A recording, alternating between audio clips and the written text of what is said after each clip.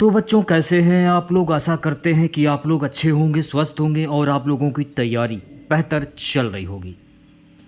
तो finally SSC CHSL का 8 जुलाई का सेकंड शिफ्ट का एग्ज़ाम हो गया है। 8 जुलाई सेकंड शिफ्ट में पूछे गए सभी प्रश्न इस वीडियो में डिस्कस करेंगे, तो इस वीडियो को पूरा ज़रूर देखिए। वीडियो अच्छा लगे तो प्लीज़ वीडियो को लाइक और शेयर ज़रूर करें। और जो भी हमारे नए बच्चे हैं, जिन बच्चों ने चैनल को सब्सक्राइब नहीं किया है, तो प्लीज़ चैनल को सब्सक्राइब करके नोटिफिकेशन बेल ऑन करना ना भूलें। तो चलिए वीडियो को स्टार्ट करते हैं। तो देख लेते हैं एसएससी सीएचएसएल की 8 जुलाई की द्वितीय पाली में कैसे क्या प्रश्न पूछे गए थे। पहला प्रश्न देखिए पूछा गया था, लोक रंग उत्सव किस राज्य में मनाते हैं। लोक रंग उत्सव जो है ना, ये मध्य प्रदेश में मनाते हैं। अगर हम बात करें लोक रंग उत्सव की, तो लोक रंग उत्सव ये मध्य प्रदेश में मनाया जाता है। लोक रंग महोत्सव हर साल 26 जनवरी को मनाया जाता है। अगर पेपर में पूछा जाए कि लोक रंग महोत्सव ये हर साल कब मनाया जाता है, तो ये 26 जनवरी को मनाया जाता है। ये महोत्सव 5 दिनों तक मनाया जाता है। लोक रंग उत्सव 5 दिनों तक मनाया जाता है। कार्यक्रम का आयोजन मध्य प्रदेश आदिवासी लोक कला अकादमी करता है। तो ये भी फैक्ट आपको ध्यान में रखना है।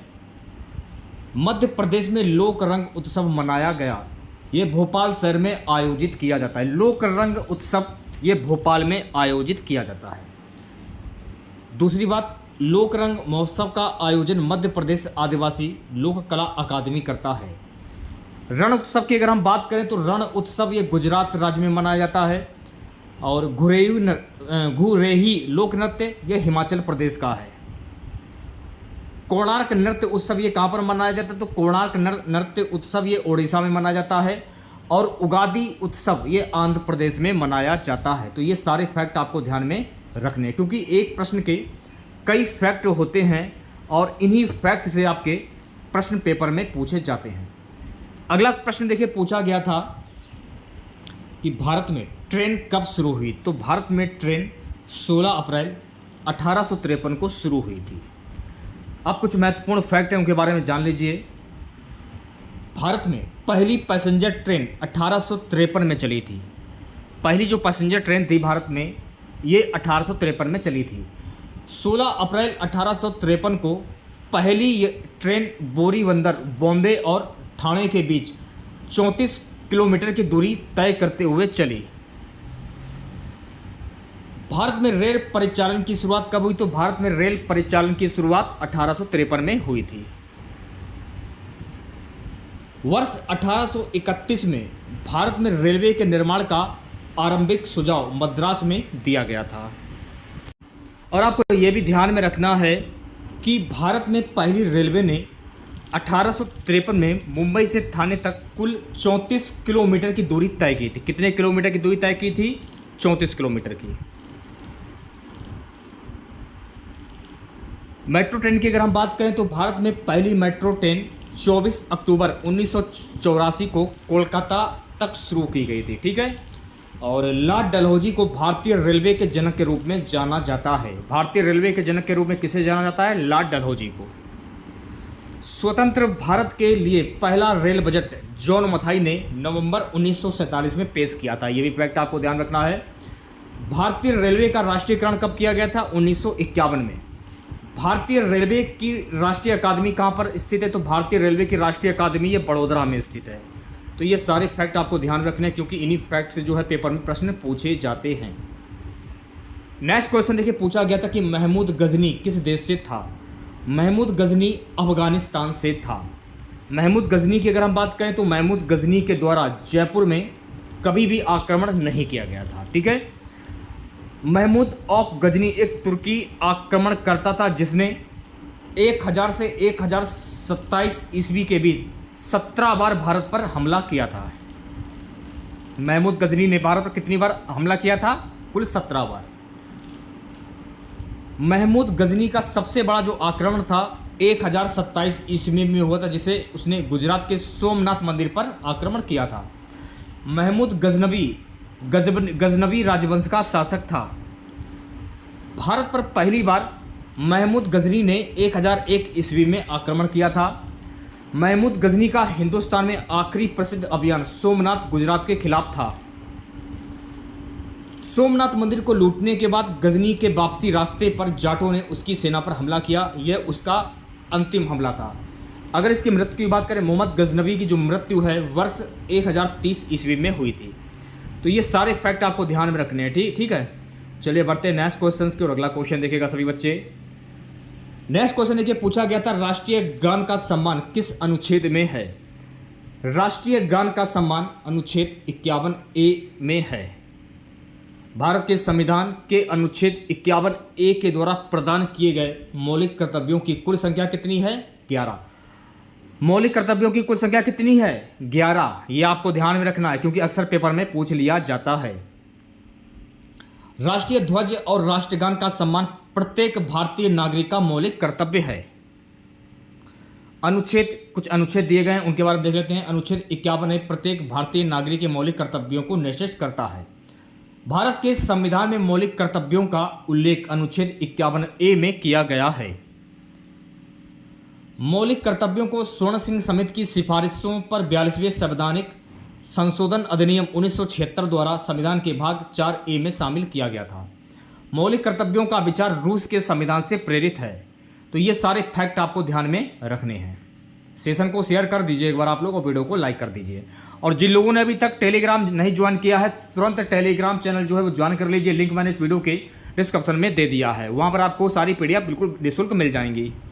अगला प्रश्न देखिए, पूछा गया था परावैज्ञानिक किरण की खोज किसने की थी। देखिए, परावैज्ञानिक किरण की खोज जोहान विल्हेम रिटर के द्वारा 1801 ईस्वी में की गई थी। अब कुछ महत्वपूर्ण फैक्ट उनके बारे में जान लीजिए, जैसे कि जल के शुद्धिकरण के लिए परावैज्ञानिक किरणों का प्रयोग किया जाता है। अगर प्रश्न पेपर में पूछा जाए SSC CHSL के एग्जाम में कि जल के शुद्धिकरण के लिए किस किरण का प्रयोग किया जाता है, शुद्ध करने के लिए परावैज्ञानिक किरणों का प्रयोग किया जाता है। और एक्स किरण की खोज किसके द्वारा की गई? तो एक्स किरणों की खोज विल्हेम कॉनराड रोंटगन के द्वारा की गई थी। एक्स किरणों की खोज रोंटगन के द्वारा की गई थी। अवरक्त विकिरण 1800 में विलियम हार्शल के द्वारा की गई थी। तो ये सारे फैक्ट आपको ध्यान में रखने हैं।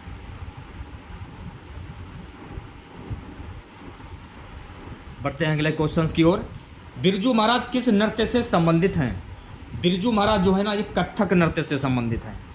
कथक जो है ना, ये उत्तर प्रदेश का एक शास्त्रीय नृत्य है। और बिरजू महाराज लखनऊ घराना से संबंधित हैं। बिरजू महाराज किस घराने से संबंधित हैं? लखनऊ घराना से संबंधित हैं। पद्म विभूषण से सम्मानित पंडित बिरजू महाराज, जिनका 17 जनवरी 2022 को निधन हो गया, उनके द्वारा प्राप्त पुरस्कारों में शामिल कौन कौन से हैं? 1964 में संगीत नाटक अकादमी पुरस्कार, 1986 में श्री कृष्ण गण सभा द्वारा नृत्य चूड़ामणि पुरस्कार, 1987 में कालिदास सम्मान, 2002 में लता मंगेशकर पुरस्कार। ठीक है, ये सारे फैक्ट आपको ध्यान में रखने हैं। अगला प्रश्न देखिए, पूछा गया था ब्रह्म समाज की स्थापना किसने की थी। देखिए, ब्रह्म समाज की स्थापना राजा राम मोहन राय के द्वारा की गई थी। आत्मीय सभा की स्थापना किसके द्वारा की गई? तो आत्मीय सभा की स्थापना राजा राम मोहन राय के द्वारा की गई थी। राजा राम मोहन राय को आधुनिक भारत के पिता के रूप में भी जाना जाता है और भारतीय पुनर्जागरण के पिता और अतीत और भविष्य के बीच पुल के रूप में भी जाना जाता है। ईस्ट इंडिया कंपनी की स्थापना कब हुई थी? 1600 ईस्वी में। सैयद वंश की स्थापना किसने की थी? तो सैयद वंश की स्थापना खिलजी खान के द्वारा की गई थी। प्रार्थना समाज की स्थापना 1867 में आत्माराम पांडुरंग ने बॉम्बे में की थी। प्रार्थना समाज की स्थापना कब की गई थी? 1867 में। किसके द्वारा? आत्माराम पांडुरंग के द्वारा। कहाँ पर की गई थी? बॉम्बे में की गई थी। नाबार्ड की स्थापना 1982 में की गई थी। तो ये सारे फैक्ट आपको ध्यान में रखने हैं क्योंकि SSC के एग्जाम में ऐसे ही प्रश्न जो है पेपर में पूछे जाते हैं।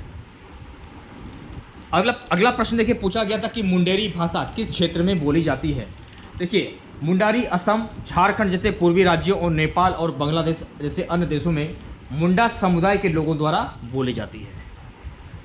मुंडा भाषा परिवार का क्षेत्र छोटा नागपुर। मुंडा भाषा समूह ऑस्ट्रिक परिवार से संबंधित है। उराव जनजाति की मूल भाषा कौन सी? तो उराव जनजाति की मूल भाषा है कुरुख। मध्य प्रदेश में कोरवी भाषा नहीं बोली जाती है। ठीक है। संथाली और खासी ऑस्ट्रो एशियाई भाषा परिवार से संबंधित है। तो ये सारे फैक्ट आपको ध्यान में रखने हैं, ठीक है। अगला क्वेश्चन देखिएगा, राष्ट्रीय खेल 2023 कौन सा राज्य शीर्ष पर था? राष्ट्रीय खेल में 2023 में महाराष्ट्र राज्य जो है वो शीर्ष पर था। खेलो इंडिया यूथ गेम्स का चौथा संस्करण हरियाणा में आयोजित किया गया था, ये आपको ध्यान में रखना है। 2023 खेलो इंडिया यूथ गेम्स में महाराष्ट्र ने 55 रजत पदक जीते थे। 2023 खेलों में महाराष्ट्र ने कुल 150 पदक स्वर्ण, रजत और कांस्य सहित जीते, इनमें से 55 चांदी के थे। तो ये सारे फैक्ट आपको ध्यान में रखने हैं, ठीक है। अगला क्वेश्चन देखिएगा, अगला प्रश्न पूछा गया था, शिक्षा और संस्कृति किस अनुच्छेद में है? शिक्षा और संस्कृति अनुच्छेद 29 से 30 के बीच में, ठीक है। भारतीय संविधान के अनुच्छेद 29-30 में संस्कृति और शैक्षिक अधिकार का उल्लेख है, अनुच्छेद 29 से 30 में। अनुच्छेद 25 से 28 धर्म की स्वतंत्रता से संबंधित है। अनुच्छेद 23 से 24 में मानव तस्करी और जबरन श्रम के निषेध का उल्लेख है। अनुच्छेद 19 से 22 में अभिव्यक्ति की स्वतंत्रता आदि के संबंध में कुछ अधिकारों के संरक्षण से संबंधित है।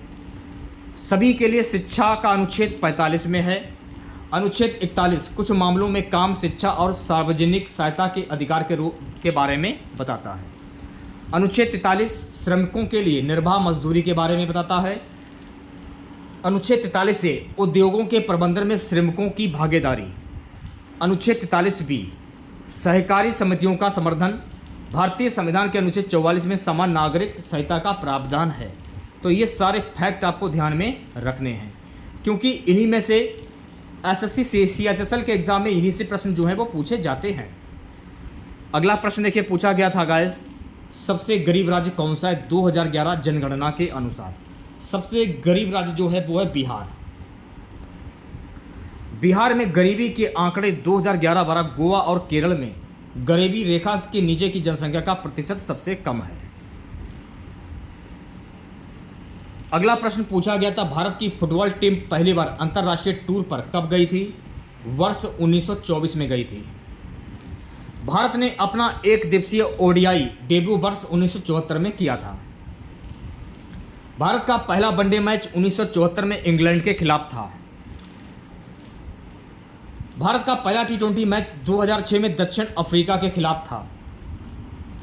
भारत ने अपना एक दिवसीय अंतर्राष्ट्रीय ओडीआई डेब्यू वर्ष 1974 में किया था। भारत का पहला वनडे मैच 1974 में इंग्लैंड के खिलाफ था। भारत का सबसे पुराना टूर्नामेंट कौन सा है? Durand cup. भारत ने पहली बार एशियाई खेलों में फुटबॉल का स्वर्ण पदक 1951 में जीता था। किसी भी अंतर्राष्ट्रीय फुटबॉल क्लब के लिए खेलने वाला पहला भारतीय स्वतंत्र भारत भूचंग भूटिया थे। पहला फीफा विश्व कप 1930 में हुआ था और फीफा विश्व कप 2026 ये कहाँ पर होगा? अमेरिका, कनाडा और मैक्सिको में होगा। तो ये सारे फैक्ट आपको ध्यान में रखने हैं। अगला प्रश्न पूछा गया था, पखिंडा संगीत किस राज्य से संबंधित है? पखिंडा संगीत जो है ना, ये राजस्थान से संबंधित है।